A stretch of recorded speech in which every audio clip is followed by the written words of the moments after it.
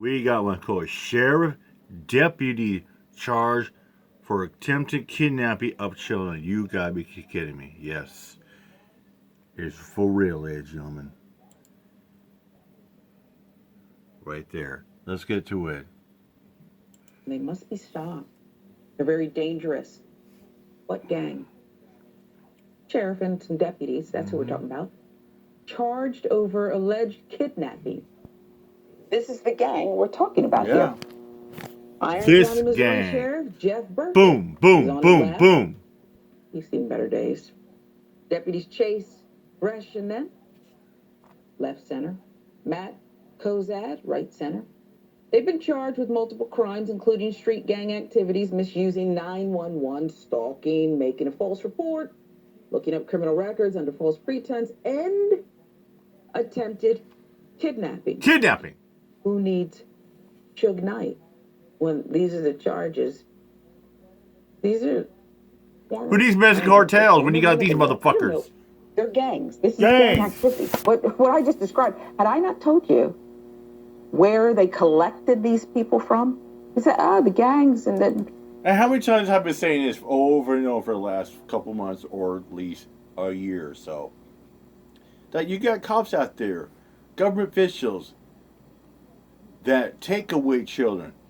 You got these dumbass trolls who want children to get taken on with CPS and to be the hands of the cops for what? So they can sell them on the black market for prostitution, sex trafficking.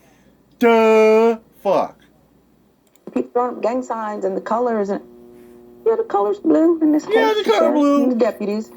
According to the charging documents, they were helping Blue line thugs. Damn blue line. Right, an Iron County resident with a scheme to kidnap Gaston's children from their mother after a domestic dispute. Well, you boys are brilliant. You heard it. You heard it. Really goofy. Yep. That's exactly what the cops and CPS combined. This is what they combined to do. They conspire to kidnap the children. Yeah, for what? Prostitution, sex trafficking, similar to the black market like Backpage and Craigslist. Come on.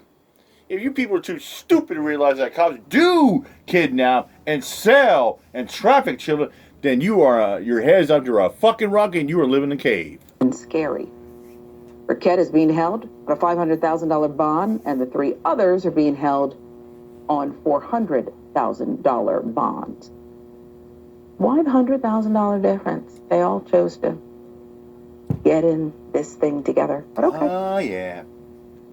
According to the charging documents, the domestic incident between Gaston and the mother of his child occurred February 8th. He was physically aggressive with the woman.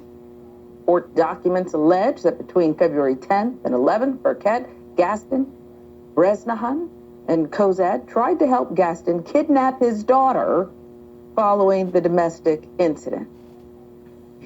Brilliant.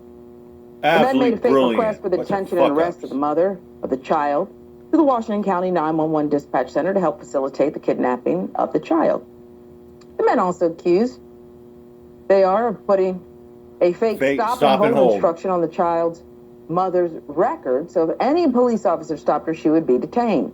The men are also accused of getting the mother and daughter's real-time location by fraudulently obtaining a ping from their cell phone. Disgusting. Gaston then used that information to go to a location in Jefferson County where they were seeking refuge from him. Disgusting. Scary.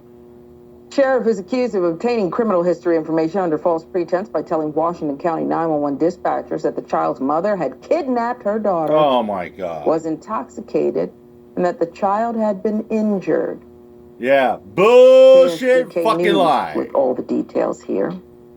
When trying to locate the child's mother, one of the dispatchers asked Burkett some follow-up questions. Burkett responded by saying it was being done at Gaston's request, and the dispatcher said he could hear another man's voice saying the same thing, as if the unidentified male was telling Burkett what to say. Again, I didn't say they were brilliant. I said this is gang activity that has to be stopped. You know, that's what it was. You got one in there, he knows that, hey, you gotta say like this. Say it this way. Here's what you say. Boom! Bam! Sheriff is also accused of misusing emergency telephone services for making repeated calls to 911 for non-emergency situations. They tell school kids it's an emergency, okay? Use the non-emergency number for other nonsense. It caused operators or equipment to be in use when emergency situations may have needed such operators or equipment. Sheriff also allegedly caused a false report to be made to Washington County 911 dispatch that a parental kidnapping had occurred and that the child's life was in danger because of her mother's actions. I don't want to keep referring to Suge Knight. He a lot smarter than this lineup, Ravana. This is such an abuse of power. Shit, O.J. Simpson. And I wanted to use the word gangs repeatedly. Because forget that they were in youth. Well, here's the thing, too. If people think of gangs, you think of like Bloods and Crips, and, like West Side, East Side, South Side, all that shit. No, you know what real gangs are? It's the motherfuckers that are wearing the blue with their fucking badge and gun. Those are the real gangs. Uniform. It's descriptive of the conduct, no? No, absolutely. And I'm really glad that you used the term gangs, because there are police gangs that operate with impunity. These morons, these bozos got caught. But just anyone watching, Google LASD gangs and see the systemic gang activity within the LA Sheriff's Department and how they operate and protect each other and protect themselves from any sort of accountability within those white supremacist gangs. That being said, I'm glad to some extent that these people were complete idiots and got caught quite easily, but it does worry me that, there are, I think most cops are dumb cops, but there's some smart ones out there who are able to cover their tracks and get away with it. And we know that police have a higher tendency to commit domestic violence than other groups of people. So, it seems like the wife was very fearful of him because of the domestic situation, which I'm assuming he perpetrated, and she caused her to flee from him somewhere where she thought she was safe, her and her child, where he couldn't reach her, and he used his ability as a police officer or with connections in the police department to track her down and harass her. And it's really horrible. And thinking about the level up bullshit lies, just the ability the police officers she's have the child or she's intoxicated, go through our records and have all of these details of our lives at their disposal. We don't know whether or not they're using it to. Yeah, it's just like you get these cops get such details about it. Like, when's the last time you took a piss? When's the last hour you took a piss? When's the last time you took a fucking shit? What was the last meal you had? When was the last time you had sex? When was the last time you had a sexual fantasy about a good-looking woman? Oh, when was the last time when was the last time you took a run the block? When was the last time you drove? All that shit. Fucking absurd. That's how. I mean, cops like to just pin just a little bit detail about a fucking person's life. Stalker mentality speaks mind. For more nefarious reasons. And this is one of those cases where it's nefarious reasons. And getting the ability to ping the cell phone. That's to ridiculous. Track her down. That's fucking wiretapping and hacking. They were seeking refuge.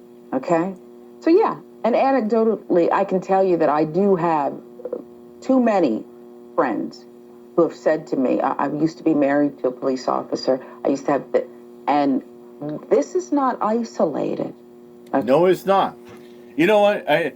We all know, if you know who I'm talking about, if you follow me as a, to the one-day community like that, Denise Lynn is a cop watcher, and she's pretty well known because she hangs around like Nasty Nathan, Laura Shark, and Tom Zebra as well. Like Pink Camera Magic, Manenberg. Denise Lynn was married to a Chicago police officer. Her first husband was a Chicago police officer.